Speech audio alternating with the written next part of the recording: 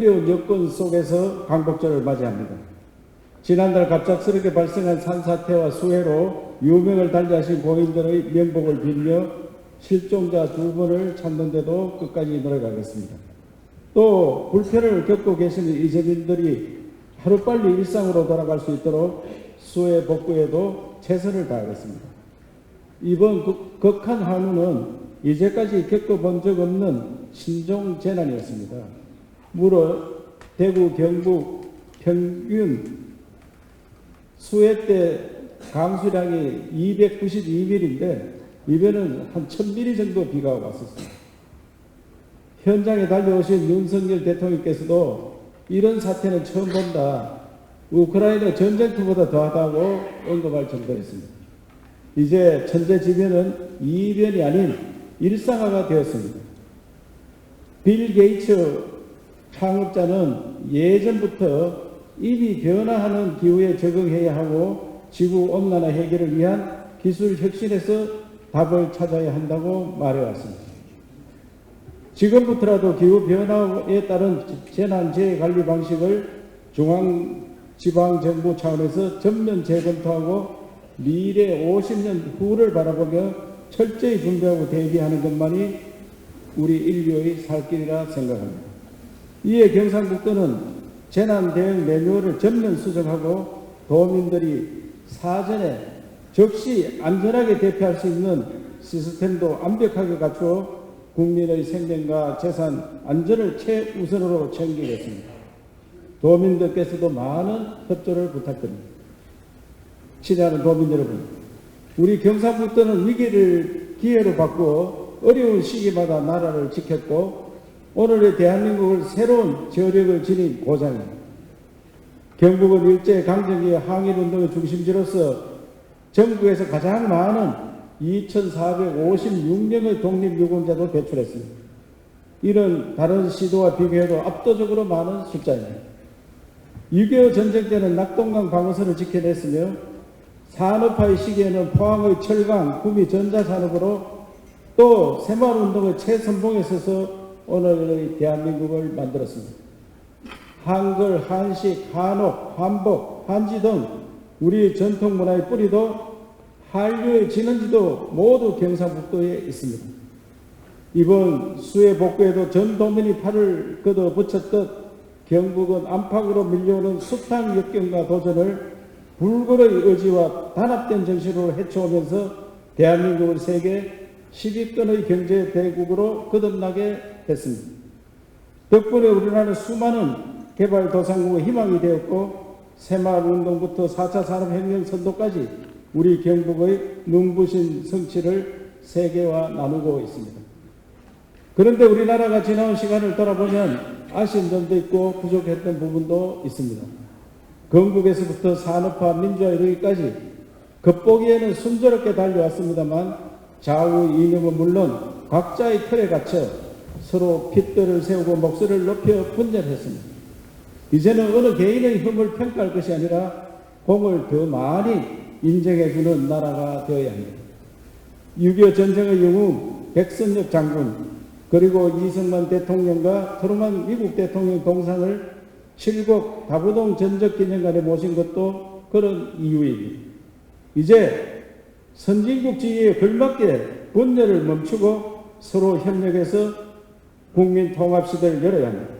그래야만 다음 단계의 발전과 혁신을 도모할 수 있습니다. 사랑하는 도민 여러분, 1945년의 강복이 1차 강복이었다면 2차 강복은 산업화의 성공이고 3차 강복은 민주화의 성공이었다고 할 수 있습니다. 이제 4차 강복은 지방화라 생각합니다. 그리고 저는 대한민국의 마지막 강복은 통일 자유국가를 만드는 겁니다.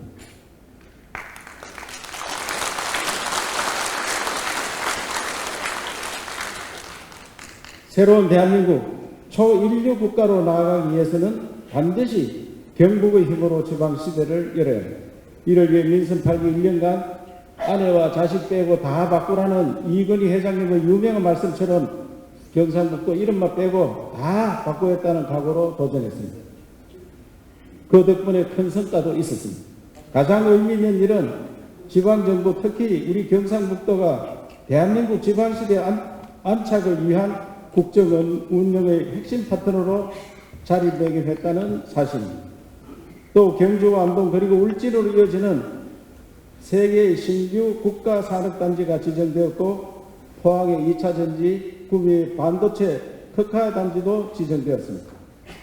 특히 대구 경북 시도민의 영혼이었던 대구 경북 통합신공항 특별법 제정이 1년에 걸친 대장정 끝에 하위 법령까지 완벽하게 마무리되었습니다.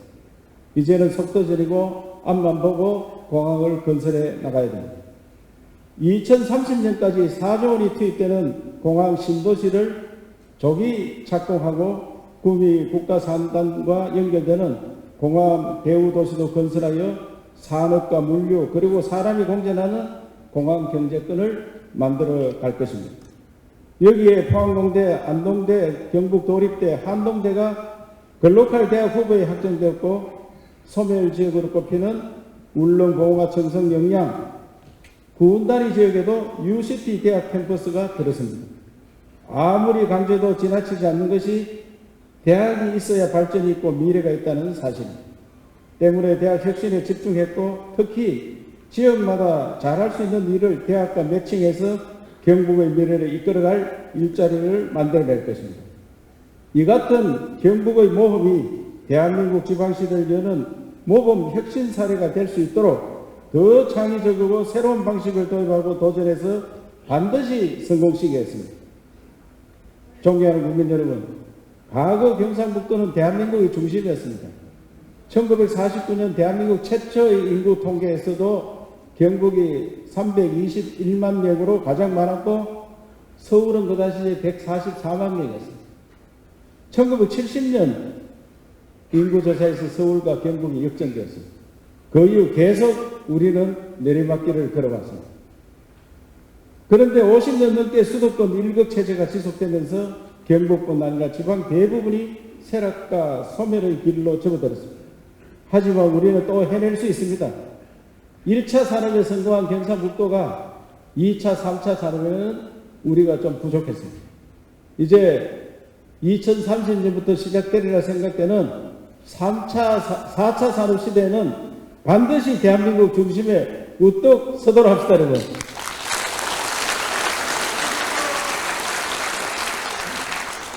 저는 요새 대한민국을 만든 경상북도가 왜 이렇게 웅돌한 이야기가 없어질 정도로 어려워졌느냐. 이게 수도권 집중으로 수도권에 너무 투자를 많이 해서 좋은 것은 다 수도권에 해놨습니다. 그래서 이제 지방으로 데려와야 된다. 윤석열 대통령 당선되자마자 제가 제일 처음 만나서 지방시대를 열지 않으면 대한민국 5만 불 초인류 국가 못 간다. G2도 어렵다. 그래서 지방시대를 열어야 된다. 이래서 국정 목표에 지방시대를 넣도록 강력히 추진을 해왔습니다. 지방시대가 어떤 거냐. 우리가 여기 모인 독립유공자 후손 여러분들 지방시대가 어떤 거냐. 서울도 지방입니다. 사실은. 중앙과 지방을 분리할 때는 서울도 지방인데 중앙의 권력을 지방으로 내려놔야 됩니다. 가장 쉬운 것이 영주댐을 그저께 국민권익위를 통해서 영주댐 준공한다고 갔었습니다. 영주댐을 2015년도에 다 만들어 놓고도 문화재 집 한두 채 안 지어서 1조 2천을 들은 집은, 댐은 문화재 집 한두 채를 의견이 안 맞아 못 지었기 때문에 준공을 안 하는 겁니다. 그게 말이 되느냐. 1조 2천을 재산 행사도 못하고 아무런 권리도 행사 못하게 만드는 7년 동안 세월을 했어요. 그걸 권익위를 통해서 해야 된다. 그래서 내가 환경부 장관한테 도지사한테 권한을 주라. 우리가 문화재 집은 별도로 지어드리고 준공을 해서 다른 권리 행사를 해야 된다. 그런데 막무가내입니다. 그뿐만 아니고 지금 태풍이 또 올 것 같은데 지방하천, 국가하천도 아닌, 우리는 국가하천 6개가 있습니다. 지방하천에 하상 정비, 그렇게 모래 준설하는 거, 그거 권한도 중앙에서 가지고 있어요. 아, 우리 땅인데 내가 모래를 파서 강 높이를 낮춰서 수해를 막겠다는데 그거를 아버지도 안 하고 책상에 앉아서 3번이나 바꾸시고, 그래서 경주에 대종천이 범람했어요. 그뿐만 전부 다 그렇게 됐어요. 그래서 이 권한을 내려놔라. 이게 지방분권. 또 수도권과 지방, 수도권과 비수도권, 수도권에 너무 많은 투자를 한 것을 지방으로 투자를 해야 합니다. 그래서 수도권과 비수도권, 이 두 가지 전쟁을 치르고 있습니다. 그래서 저는 이 강보의 기쁜 날, 이제 대한민국의 중심은 경상북도였다. 우리가 통일을 하고 나라를 지키고 잘 살게 만들어 놨는데, 다시 우리가 새로운 세상을 맞이하는 것은 어떤 세상이 지방시대. 그래서 그날을 우리가 이어받았을 때 뭘 할 거냐. 4차 산업혁명은 아이디어 세상이에요. 머리싸움, 머리싸움. 아이디어, 산업. 그러니까 머리를 쓰는 건 대학입니다, 대학. 대학이 현재처럼 가면은 다 수도권으로 대학에 가고 지방에 대학에 있으면 지방은 저절로 망합니다. 그래서 대학을 지방정부에 달라고 윤석열 대통령한테 요청을 제가 했어요. 그래서 지방을 슬슬 내놓게 합니다. 하는데 아직도 이런 수준은 안 되고 우리가 대학을 완전히 관리해야 돼요. 대학이 있어야지 연구를 합니다. 그리고 난 다음에 4차 산업혁명 아이디어 산업이기 때문에 한마디로 하면 4차 산업이 뭐냐? 사람 대신에 기계가 일하는 거예요. 그러면 기계를 부릴 수 있는 아이디어, 그것이 연구입니다. 그래 하고 나면은 사람들을 하는 일은 먹고 놀고 즐기는 일. 그 경상북도에 먹고 놀고 즐길 자리 얼마나 많습니까? 음식 우리가 최고입니다. 우리 조선시대부터 내려오는 조리서 중요한 거 발견되는 게 한 7가지인데 다 경북에서 발견됐어요. 우리 겁니다, 다. 그리고 문화유산, 세계 문화유산이 등재된 게 우리나라에서 제일 많은 게 경상북도입니다. 그리고 앞으로 즐길자리. 그래서 저는 관광, 호텔, 리조트 이런 걸 많이 지어야 됩니다. 한류 때문에 외국인이 엄청 몰려올 건데 그 사람들 모실 그런 장소를 만들어야 돼요. 그러면 우리 경상북도가 대한민국 땅이 제일 넓고 산이 있고 강이 있고 바다가 있고 그런 인심이 좋고 그래서 대한민국에서 가장 잘 나가는 또다시 중심되는 그런 지역을 만들어야 된다고 생각을 합니다. 어떻게 생각하십니까? 그리고 강복 회장님, 이종찬 회장님 말씀하신 정체성 문제 아주 쉽게 제가 말씀을 드리겠습니다.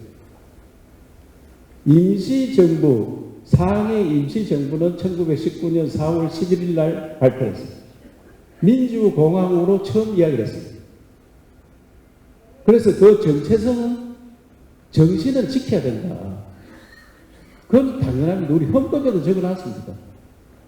3.1 정신과 임시정부 정신을 이어받는다. 법통을 이어받는다. 일어났습니다. 그런데 건국은 언제 됐느냐. 건국은 4대 요소가 있습니다.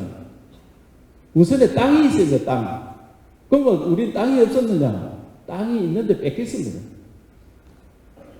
주권이, 영토가 있고 주권이 있어요. 내가 내 권리를 행사할 수 있어야 되는데 78년 전에는 아까 태극기 들고 제가 태극기 여기에 새겨놨는데 이런 태극기 들고 있으면 잡혀갑니다.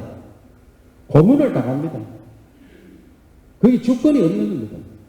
우리 태극기인데 내가 뭐 한다는 거예요. 내가 우리 대통령을 내가 뽑는 것도 아니고 아무리 힘이 없습니다. 그래서 주권이 있어야 되고 그리고 국민이 있어야 돼요. 그리고 정부가 있어요. 이 4대 요소를 갖춰야 되는데 우리는 주권도 없었고 국민이 있었지만 일본 국민이었고 땅도 일본 땅이었습니다.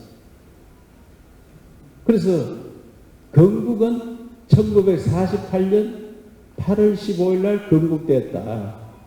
그러면 1919년이 건국이냐 1948년이 건국이냐 이 싸움이 벌어지는 겁니다. 지금. 그 19년과 48년 어떤 차이가 있느냐? 48년을 인정 안 하려고 하는 좌파들이 있습니다. 북한이 있는 겁니다. 북한은 48년 인정을 안 합니다. 그렇기 때문에 우리나라는 남북이 나누어진 상태이기 때문에 건국절에 대해서 논란이 생깁니다. 북한과 친한 사람들은 1919년을 건국절을 해야 된다. 그리고 우파들은 무슨 소리냐? 48년 8월 15일이 건국절이다. 이렇게 되어 있으니까 우리 경상북도는 1919년 임시정부의 법통 정신을 이어받되 건국한 것은 1948년 8월 15일 그 유엔에서 인정한 겁니다. 1919년은 유엔도 없었지만 외국에서 인정받지 못한 그런 나라. 그래서 다시는 그런 정치에서 논란이 없는 경상북도가 되었으면 좋겠다는 말씀을 올립니다. 새로운 대한민국을 만드는데 경북이 앞장서도록 하겠습니다. 오늘 많이 참석해 주셔서 감사드립니다.